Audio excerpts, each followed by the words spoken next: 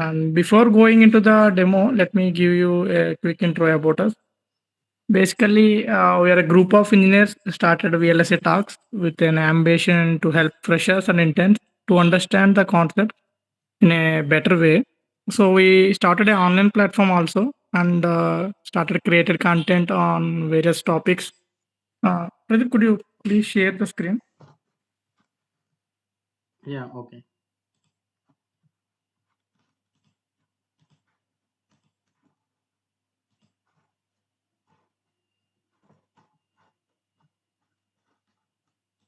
Okay. Yeah. Could you please go to the website main page? Yeah. Yeah. Thank you. Yeah, this is our main website, vlsatalks.com. Currently, we are posted many things about physical design. Why? Because I'm working in backend, so I'm basically in the domain of PD. So we started creating backends initially, but later we got a tremendous response from each and every individual. So we decided to start DV as well. So that's the reason we have created this course. If any of your friends or colleagues want to learn, you can share our content and it's completely free from our website. And coming to the my experience, I'm working as a physical design engineer since from the past 4 years, and we have some many issues in real estate field, especially the freshers struggling with initial career. Yeah, we too faced so many things initially. So at that time, there are no people, no seniors helped us to learn these things and all. So that's the main motive behind our VLSA talks. So we are taking care of all these things and we designed this course for beginners, which is user friendly and economic as well. So finally, one thing, we are not here to earn money. We are spending time and putting efforts to make you good fit in this industry. Okay, let's get into the topic. Pradeep, go ahead and share the PPT. Yeah, okay.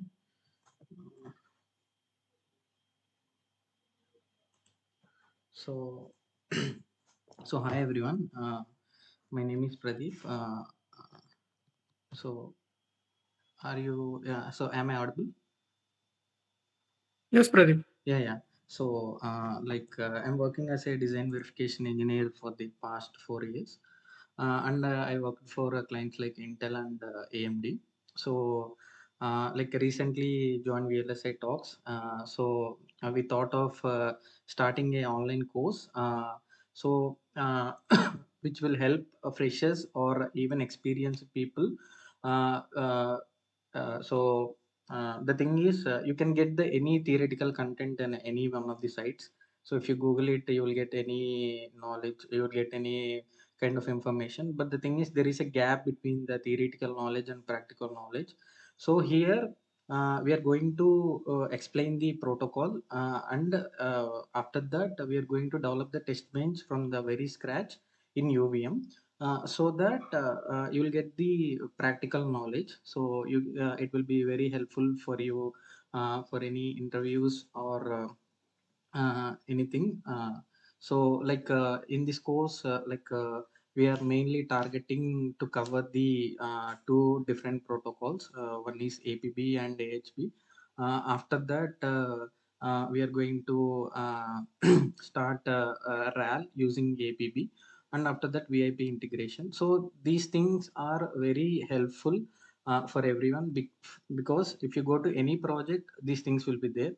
So the thing is, if you master any one of the protocol, if you are able to understand any one of the protocol and develop the everything from the scratch, so it will be very easy for you to learn other protocols also. So you can relate whatever the things in one protocol to the other, and maybe it will be a logical difference only.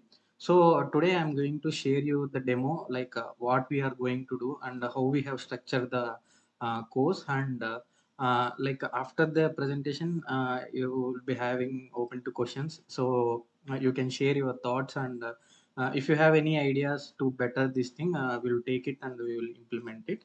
So now I am going to share my screen. So I'm already shared the screen. So this is the so it's not like a normal course which targets only theoretical knowledge. So here apart from theoretical, we are going to explain the practical thing also. So we'll be giving the live sessions on how we are going to develop the test benches, so that you can get to know, okay, how we can, you can also develop the test benches from the very scratch. So in this course we are targeting uh, APB AXI protocols using UVM and VIP integration. So VIP integration is also one of the important thing if you go to any one of the project.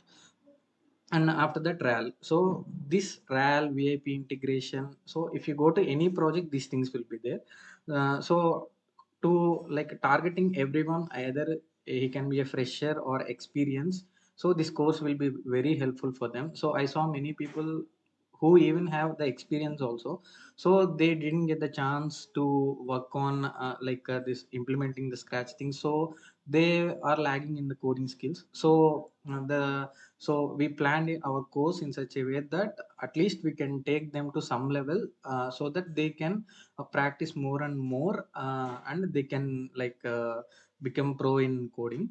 So agenda is why this course, why we are starting this course, and what you are going to learn, and other thing is course structure and flow. So I will show you live demo in the sense, I will show you for APB. So we already previously have the test bench. So I will show you the waveforms for write and read transactions. So as as a part of demo, and the next thing is who can join and what are the next steps you can know. First thing is, so why this course? So if you see outside, any VLSI company in our India, so majority of the people are from the verification domain only. So around 80% of the people are from verification domain. So 20% will be from backend and other domains. And for RTL, it's very rare. Many RTL designers are from other countries only. So it's very easy, like if you want to enter to a VLSI domain, so it will be very easy if you take the verification course. So openings will be more, and it will be have, so if you coding also, so it will be like full of coding, plus you'll be knowing the theoretical knowledge. So we are from verification domain, so we found very interesting, and we'll be getting very different scenarios, and we have good, very good openings also. And other thing is, if you go to any any website or anything, so most of the courses are theoretical only, so you will get some theoretical information only. Either if you want to get any practical knowledge, either you need to join any that uh, courses like Maven or VLSI Guru, those kind of things, but it's very expensive. So the thing is, we thought of filling the gap between those two. So having the theoretical knowledge and and practical thing. So we want to fill the gap between that thing. So we thought of doing this course. So you can learn the protocol things, test benches, VIP, so VIP integration and RAL from the very scratch. So here even if you don't know the any protocol knowledge, so for now it's APB and AXA, so we'll be teaching the protocols from the very scratch. So after that we'll be building the test bench, and apart from this we are going to tell explain and building about RAL and VIP integration also. So we came as a fresher stage, so we know what is there on the website and what we want. So you people, we will know what everyone will be expecting, so based upon that only we have designed this course. So, and next thing is what you are going to learn. So in this course, you'll be learning about the APB protocol. So protocol, whatever the signals, like how the data transfer will happen for APB, AXI. So what is the difference between APB and AXI? And in AXI also you'll be having different versions. So what is the difference between each version? And after that, while we starting the test bench development using UVM, so there we are going to explain about the UVM components also. So obviously we need to build the protocol using the UVM only. So we'll be going to explain about the UVM thing also, at least the basic level, so that you can understand. So different components like driver, monitor, scoreboard, sequence item, everything we are going to build from the very scratch. And after that, the VIP integration. So how VIP will be integrated in the real-time project, and how we can use it in the existing environment, so that we are going to say. Another important thing is RAL. So if you go to any project, RAL will be there. So we are going to tell about RAL. So how you can integrate the RAL in the existing verification environment, and how we are going to verify registers connectivity using RAL. So using APB. So for now, we are going to develop using APB. So once you get familiar with APB, so anyway we are going to start for AXI also. So we'll going to teach the AXI normal test bench. So you can integrate this RAL into the AXI thing, and you can also verify using the AXI also, so that you can try from your thing. First thing is while coming to APB or AXA, first thing is what is a protocol? So generally, so protocol means uh, like uh,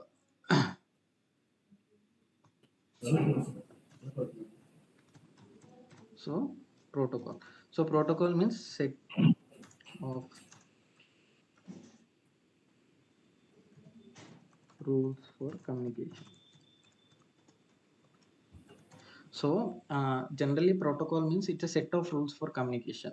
So like if you want to send data, or if you want to read data from anything, so there will be certain rules. So if we don't have certain rules, let's say if you go to any SOC, you can see different devices, like you'll be having timers and PCI devices, Ethernet ports, and camera, SSDs, everything you'll be having. So generally if only one vendor design all these things, so he can do whatever he wants, however he want to transmit, he can transfer data. But let's say if you go to any real time projects or anything, so one vendor will be manufacturing one thing, other vendor will be manufacturing other thing. So to and other thing is like they should communicate each other.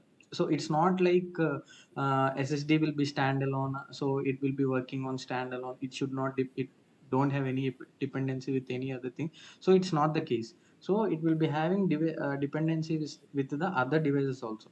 So let's say if other vendor is manufacturing other device, so if there is no particular rule, so if the rule set is same for vendor A and vendor B, so with keeping those mind, they can keep or design the devices based upon the thing, so that these two can be communicated with each other. So otherwise what will happen, so one will be following one thing, other will be following other thing, so it is very difficult or it's impossible to establish the communication between two devices.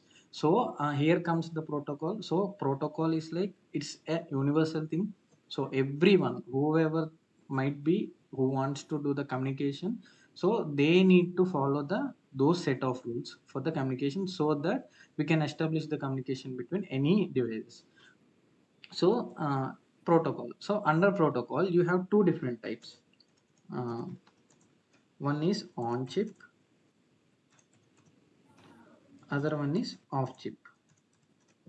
So protocol is again categorized into two different types. One is on chip, other one is the off chip. So on chip means inside any SOC or within a chip. If you want to communicate any two devices or any two things inside the chip, so we'll be using the on chip protocol. Off chip means if you want to communicate to the external world or external device, so we'll be using the off chip protocols. So on chip means so examples are like this AMBA protocols. കൊടുത്തില്ലേ കൊടുത്ത് So you'll be having APB, AHP, AXI, those things. So off chip means Ethernet, and PCIe, USB, and etc.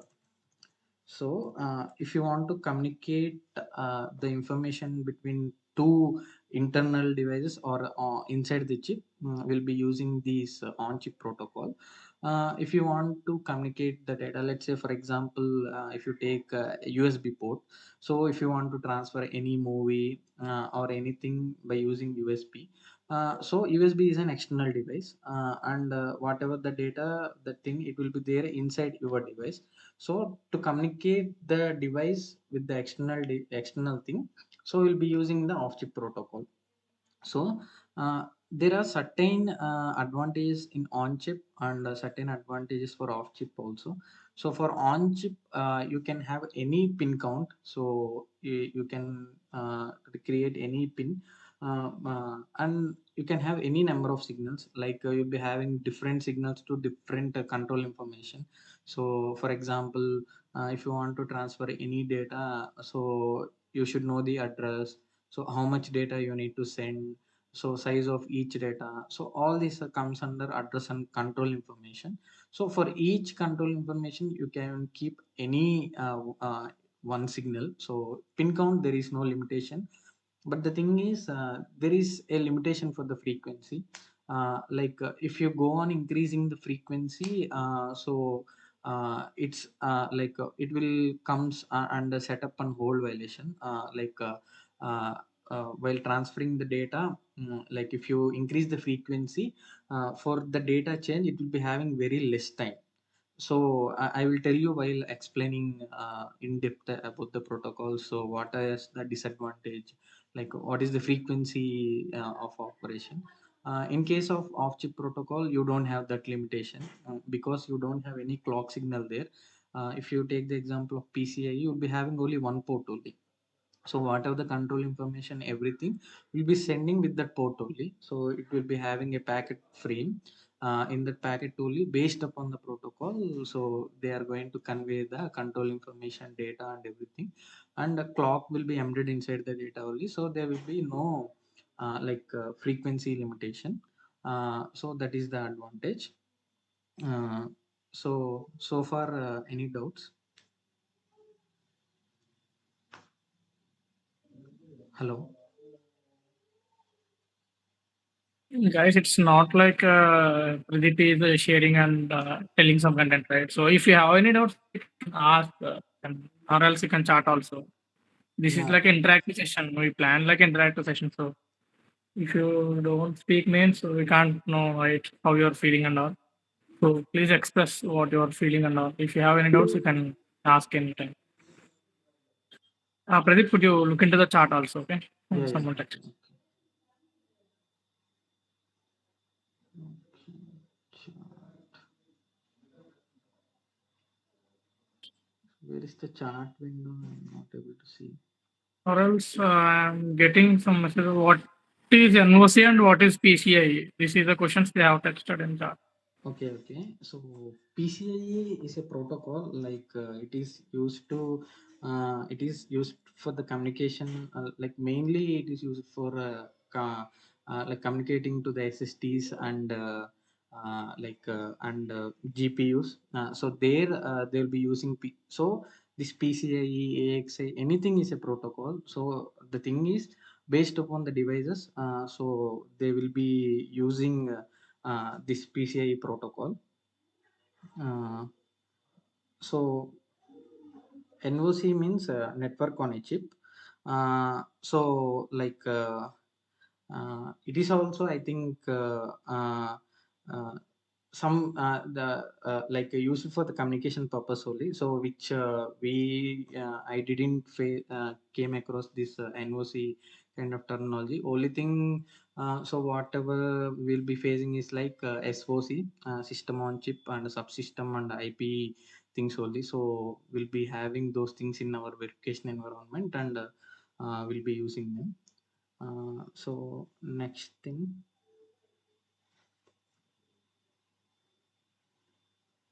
yeah. So protocol, I told you, it is a set of rules of communication. So again, these rules are divided into three different categories. So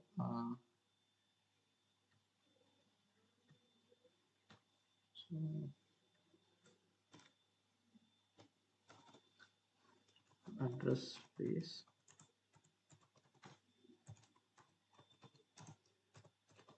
interface, and response based. So I told you we'll be having set of rules. So these rules are categorized into three different phases: address phase, data phase, and response phase. Let's say I will give an real time example. If you want to work for a company, so we'll be having some set of rules. First we need to uh, uh, check for which companies have vacancies. So based upon that you'll be selecting one company, and after that you'll be sending the resume. If you are getting shortlisted, they will be if they are freshers, they will be conducting the written test followed by interview, and after that finally they will give the response like whether you have selected or not for the interview. So for the same for here also, if you want to communicate any data, so you'll be having three different phases. So one is the address phase. So address phase means here you will be selecting to which address you want to write or read. So and you will be sending the other control information also, like how much data you want to write, those things. So those will be coming under the address phase. So selecting the company, you can think of that as an address phase. And after that the data phase. So data phase means like so you will be sending the data. Sending your resume, writing the written test, giving the interview. So those you can relate it as a data only. And after that, finally response phase. So based upon your performance, they will give the response, like whether you got selected or not selected. In the same case, protocol also follows the same things. First, you will be sending the address. Followed by you will be sending the data, and finally the slave will give the response whether your transaction is successful or not. So coming to APB, for now, I will just cover as a part of demo. I will just give the introduction of APB only. So in this course, we are going to give the protocol overview and by with explaining the timing diagram.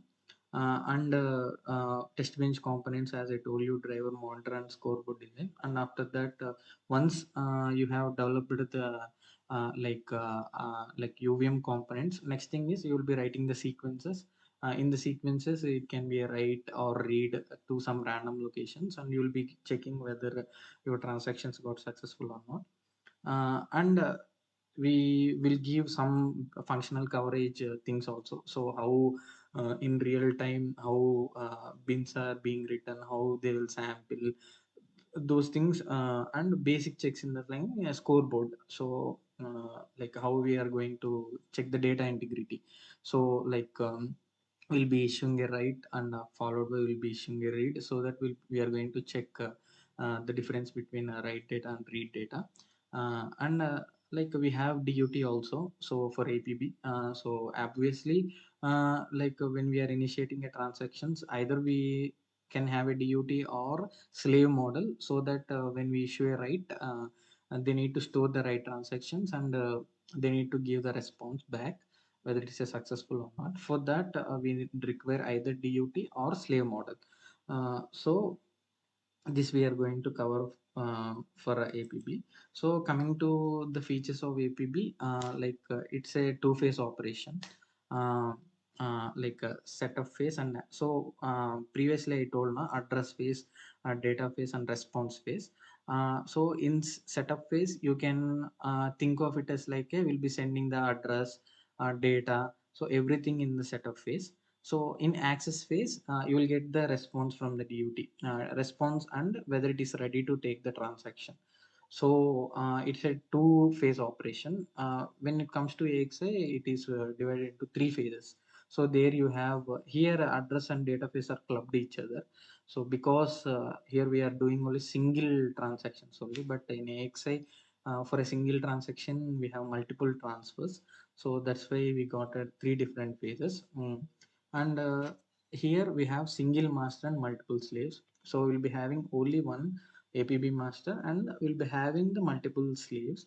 So using p select signal, the master is going to select the particular slave. So so in the course I am going to explain about each and every signal, what is the significance of each signal. And other thing is no burst transfers. So burst transfer is like in a single transaction, so one address and you can do multiple transfers, so that is called burst actually. So here in APB we don't have that feature. So one address, one data, that's it. For the next address you have to give address and data, so that's a new transaction. So you can do one transfer at a time. So basically APB is used for communicating for the low speed and normal device like UART timer, those things only. So since there are no number of signals, so if you have number of signals if the pin count is more, so each pin will be having they will consume the power, so the power consumption is more. Here you'll be having less minimum pin count, so it's very power consumption is very low, and minimal gate count. It's simple protocol, so you don't have much complexity, and it is bestly used for low bandwidth peripherals like UART timers and everything. So that is related to APB. Uh, so next from AMBA family, APB is the low, you can think of it as like a low level. So for the thing is depends upon the application. So if the application is a faster one, so it needs communication very fastly, and it should have extra additional features. If it is a simple thing, you can use the APB for the communication. So based upon the application, like we will be using either AXI or APB. So AXI and APB, if you go to majority of the projects, so for higher faster applications they will be using the AXI. For the lower peripherals they will be using the APB. So keeping in that mind only, we came to conclusion to add APB and AXI. We have intermediate HB also. So but mainly we'll be using AXI in any one of the projects, so that's why we thought of going to AXI. So in AXI you will be having channel concepts, so different channels will be there, and the features it contains I'm going to explain about the features in the next slide. So we'll go into different test scenarios. If you face any issues, how you need to debug in AXI. So and difference between different, I already told you we have different versions of AXI, AXI 3, AXA 4 and AXA 4 Lite. I'm going to tell the differences between all those versions. And so either we can have DUT or we'll be having slave model, so that we have not decided yet. But building AXA DUT is very difficult. So mainly we focus on the test bench development only. So we'll be driving to the interface and we'll be tapping from the interface and to check whether write and read transactions are happening properly. And here in AXI, pin count is more. So each pin has its own significance and why we need that pin and everything.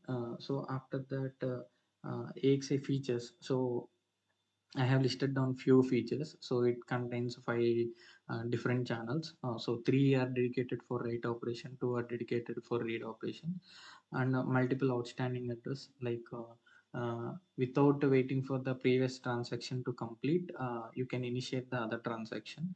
So in APB, if you initiate any transaction, you need to get the response. Either it can be a error response, it can be a OK response, then only it will go to the next transaction. But in case of AXI, you can skip this transaction and you can go to other transaction, you can complete there and again you can come back to this transaction, so that you are not wasting the time or you are not unnecessarily waiting for few things. So with the help of ID we are going to do that. Burst transfers, as I told you, so I will give an example advantage of burst transfer and single transfer. So how come the performance is going to increase, like in case of burst transfers, and out of order transaction completion. So as I told you, when you skip this particular transaction, when you go to other transaction, obviously the response will come for the next transaction only. So whatever the order you went, you will get the response in different order. So it's not like you have transaction, you have started this transaction and getting the response for this transaction first. So it can be out of order also, and it will be used for high bandwidth components like for memory DMA. So when DMA wants to write to main memory, so it is going to use the AXI protocol in real time. So I will show you like how this APB and AXI like differs in performance wise. So let's say uh, if you have this clock signal uh, in APB, in the first clock signal, we have a signal called P select. So as I told you, single master multiple slaves, using P select, it is going to select one particular slave. In the very first clock cycle, if P select is high, and it is going to give the address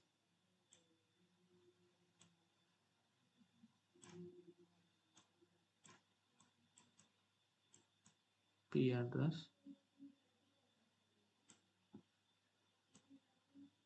So P write, whether you want to do a write operation or read operation,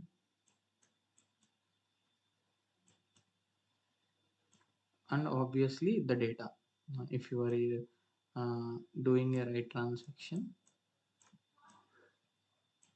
doing PW data,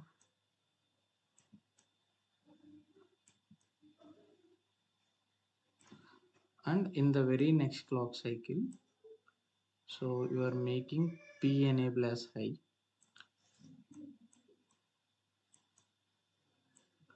P enable, and if the DUT this is ready, will be coming from the DUT. So if it is ready to accept the transaction, it will make P ready as high. So like in the very first clock signal, master is going to select the particular slave, and it is going to issue the address. If it's a write operation, it will make P write as high. If it is a read operation, it will make P write as 0. And the data, so whatever the data it want to write. So in APB, the data with an address with a 32-bit only, so it's fixed actually. And after that, P ready, if the slave is ready to accept the transaction immediately, so in the second clock cycle itself only, uh, so the transfer will be completed. So for a single transaction,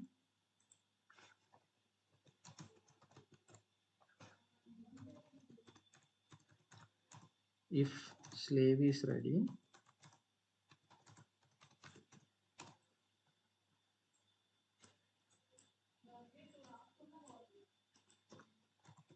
will take 2 clock cycles.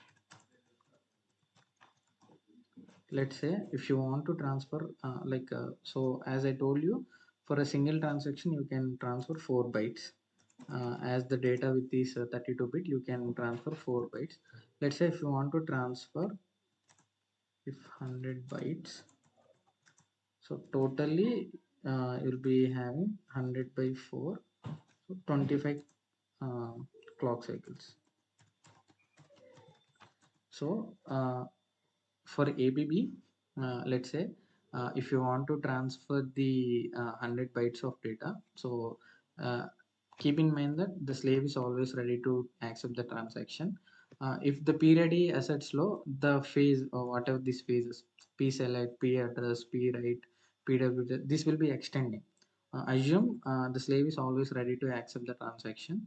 So for that, it will take 25 clock cycles to transfer the 100 bytes of data. Let's say, for example, um, consider the case of AXI. Same AXI, you have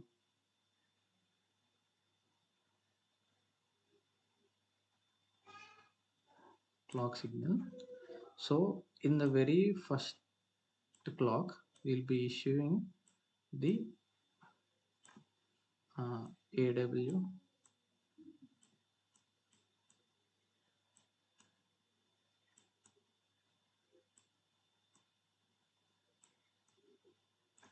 address. In the next clock cycle, we'll be sending the W data. So it contains the handshaking signal. Assume the handshaking signals are always there. So as I told you, burst operation means with a single address, we'll be having multiple transfers. So for each transfer, slave will be automatically calculate the address. So let's say like for this only, APB only, if you are giving address 0, you have sent 4 bytes of data. So to the address 0, 1, 2, 3, this data will be written. So for the next transaction, address will be 4. So for next it will be 8. For next it will be 12. So for every transaction you need to give the address. But in case of AXI, uh, let's say if you want to transfer like 100 bytes of data, so in the first time itself you will be giving the address as 0. For the next data transfers, the slave will automatically calculate the address, so you don't need to give the address. uh,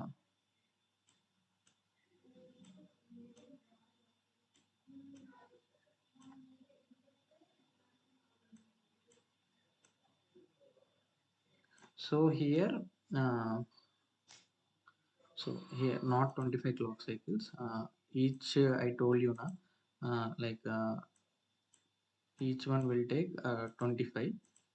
So each one will take 2 clock cycles for 100 bytes, 25 into 2, 50. So APB 100 bytes,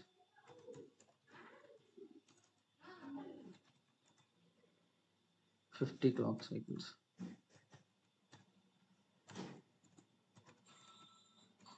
Whereas AXI, here if you see if the slave is always ready to accept, for every clock cycle you are going to transfer the data. So for 25, in 25 clock cycles you will be sending the 25 4 bytes of data and extra one signal for address. So totally you will be having 1 plus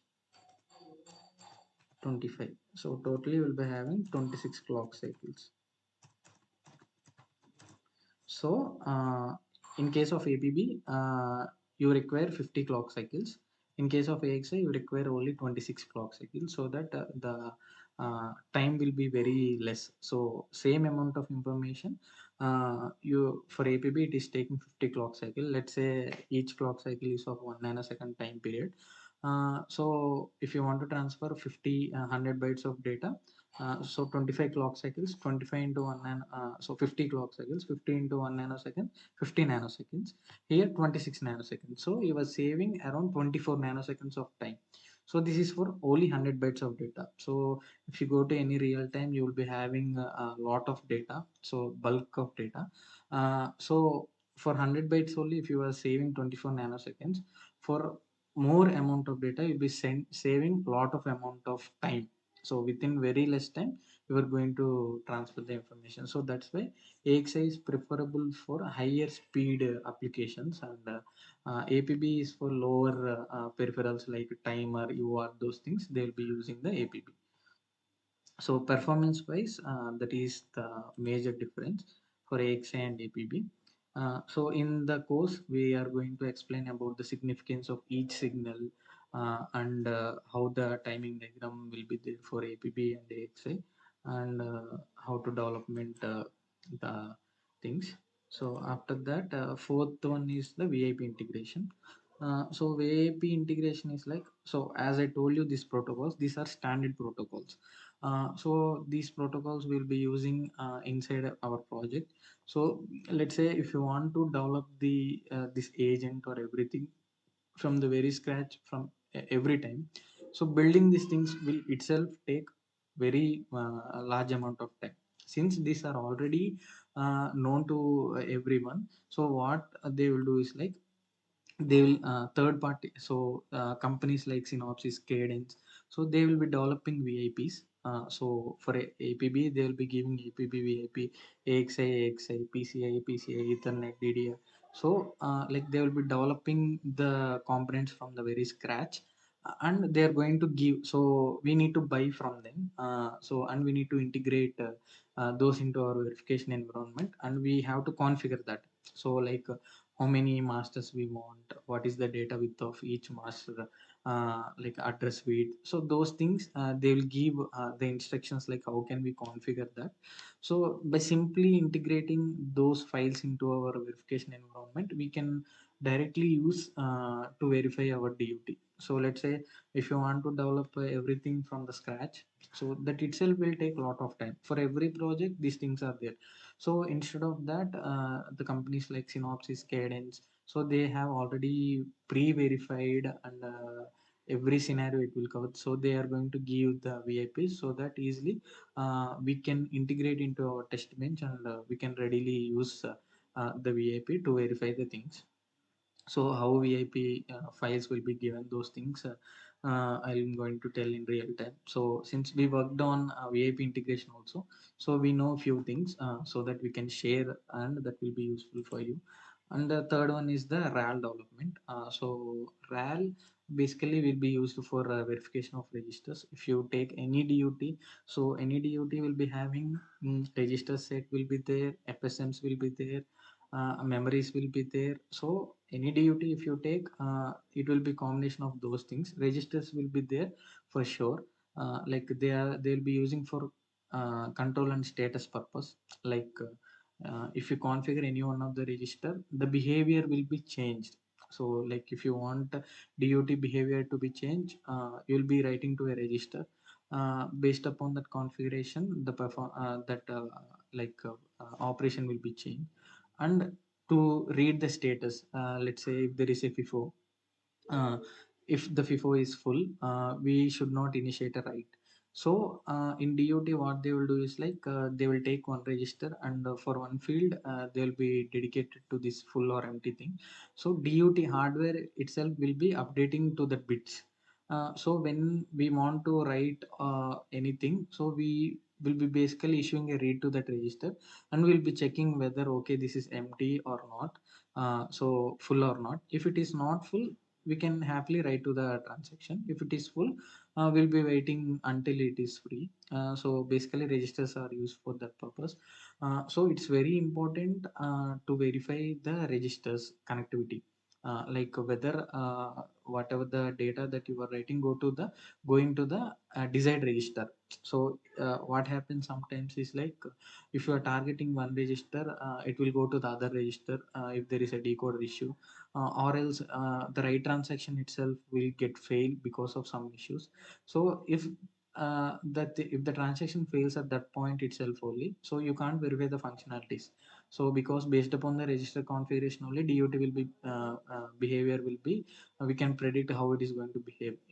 If that itself is failing, so you can't go proceed further. So it's very important to verify the registers inside any DUT to verify. So why we are using RAL? What are the advantages of using RAL? So do we need RAL only to verify the registers? That we are going to cover, like why we are going with RAL, and what are the advantages that we get using the RAL, that we are going to explain. So like different access types, you can do backdoor, front door, how you can integrate into the existing verification environment, and different sequences, how you are going to write different sequences and test, so that we are going to explain. So after that, like how this course runs is like some theory we will be telling, like how everything goes works, and after that hands-on sessions. So for now, we'll be developing code in the EDA playground, because everyone can freely access EDA, so that they can try on their own. Parallelly, they can try, and they can do. So live coding, and some small assignments we'll be giving. So this course we are planning to take on the weekends only. so that we can, if you have any some other work also on weekdays you will be going to do, on weekends most of the people will be free only, so that you can dedicate the time to these sessions, and whatever the things you have learned in weekdays you can practice those things. And if you face any issues, we are here to help you, if you have any doubts and debugging, what are the issues that you are facing, that we are here to help you. Our last other thing is who can join this session. So people who are experienced, who are freshers, anyone can join, because let's say if you take any experienced people, I saw many people, they are not getting any opportunity for building the components from very scratch, so they'll be keeping on the regression work and some debugging kind of thing. So if anyone who is even working and they want to learn building the components, so they are ready to so we are ready to help you, so you can join. And for freshers also, for obviously freshers, if you have any this protocol or anything hands-on experience, it will add a weight to your resume, and in future also it will be very helpful for you. um, so why you so you can think of like, okay, many other resources are there, so why we need to join this course only. So one thing, so we came from the stage where you are, so like from fresher stage we came. So there we saw the challenges, difficulties, what we have faced. Since we faced all those things, we learned from a lot of things. So we are here to help you, so that we can make a way. If you feel like it is very helpful, you can join, and we can there for you to guide, so that it will be very easy and helpful for you to how to proceed. And it's not like only theoretical part, it's not like sharing few slides, okay, explaining this thing, that thing. So practically we'll be implementing the code, and so once you start, you will be getting confidence, how we can build those things. And other thing, one final thing is, I will show you, I already told you, I'll give a demo. So for APB, just I will show you the waveforms, whatever the things I have drawn.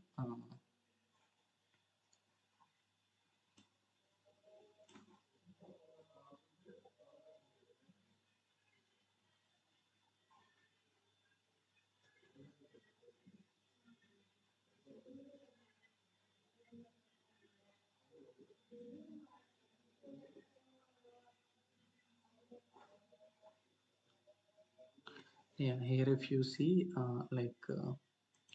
so these five are right transactions. If you see till this point, we are randomly writing to the different address locations. You can see 19D, 16.4, and C. So in the paint I have showed you now. So in the very first clock cycle, we'll be making P select as high, and that time only we'll be giving the address and P write, whether we want to do a write operation, and address and control information. In the next clock signal, we will be making P enable as high. So if the slave is ready to accept the transaction itself, here only the transaction will be completed. So basically it will take 2 clock cycles to complete the transaction. So if you see, these are the 5 different random addresses we have issued, right? If you see, P rate is high for everything. These are the different data: 9B, 82, 75, 70, B2. These are the random data that we are writing. And after that, we are issuing a read. If you see here, read operation, we are making P select as high, same thing, we'll be giving the address. Instead of P write is 1 for write operation, we are making it as 0 to say that, okay, it's a read transfer. And so for this address 19, so previously we have written 9B, so that you can see here. So for address 19, you are getting the PR data as 9B, and for D, this is the data that we are writing. So for the data, return data, we are getting the expected read data, and we have scoreboard also. If you see here, scoreboard basically checks whether the data matches with the read data. In the full course, we are going to explain about the like how we have built those things, so that parallelly you can develop the thing. So hope everyone understood the things, and if you have any feedback or any suggestions to improve, please feel free to share, so that we will update things. And Yeah, thank you. If you have any questions, you can ask.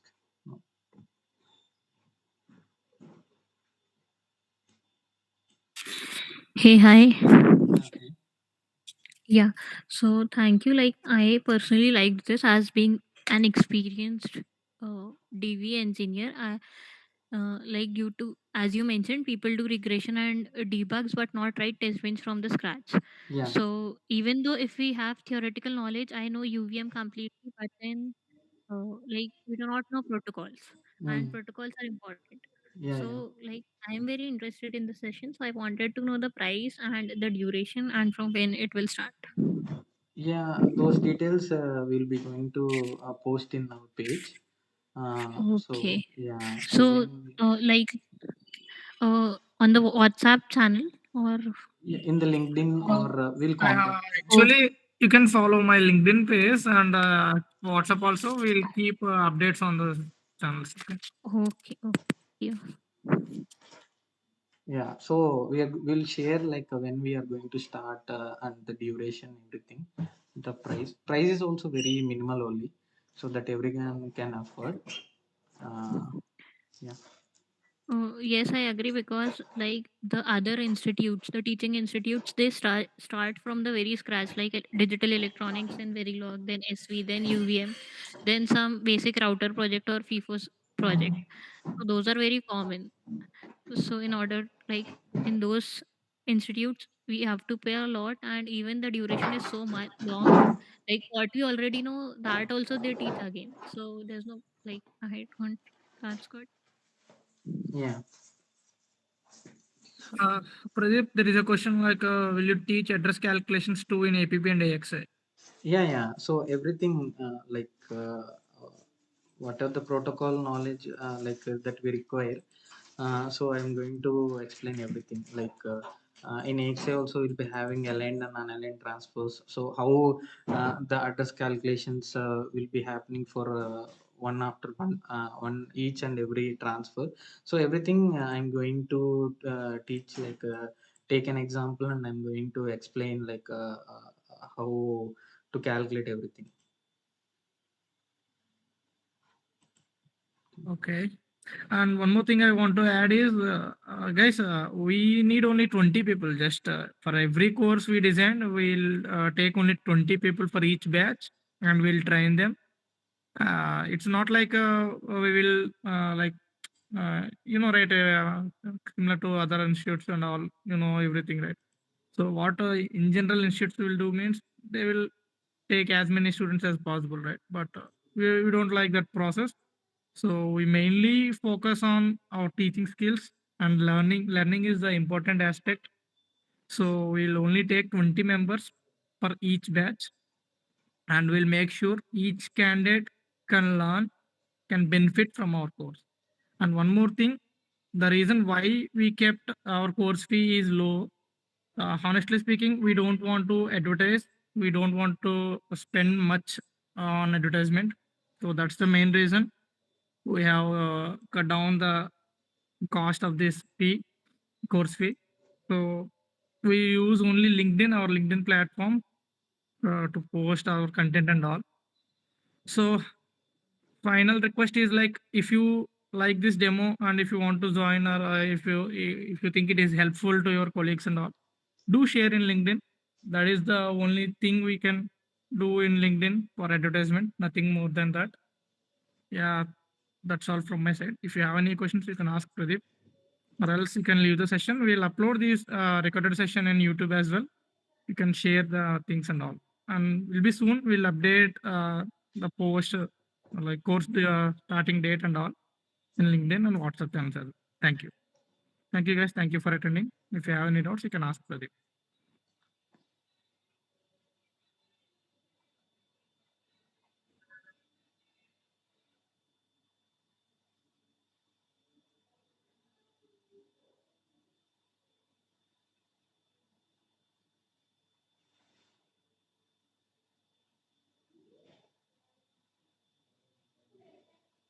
Pradeep, will you start PCI too? Someone is asking in the Yeah, chat. it depends. Like we started new. Like once we complete this thing, we'll see. Regarding the PCI. So now our focus is on this thing only. Oh yeah, I would like to join if further you will start PCI and other courses. Yeah, for now this thing we will update you. Yeah, yeah. Yeah. Will it start from tomorrow? Not No, right? not from This course. tomorrow. No, it will take a couple of weeks time. Most probably at Okay. Feb end in a week will start. Okay. Yeah. Okay. because everyone they need to decide now like whether they want to join or not. So we are giving some time. If they find it's useful, so we are giving for time for that. Enough time. Mhm. Yeah. Okay. Yeah. Okay. Okay. Thank Yeah. you. Yeah. Thank you.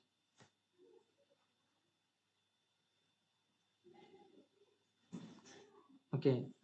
Stop. I'm stopping the recording. Yeah, sure.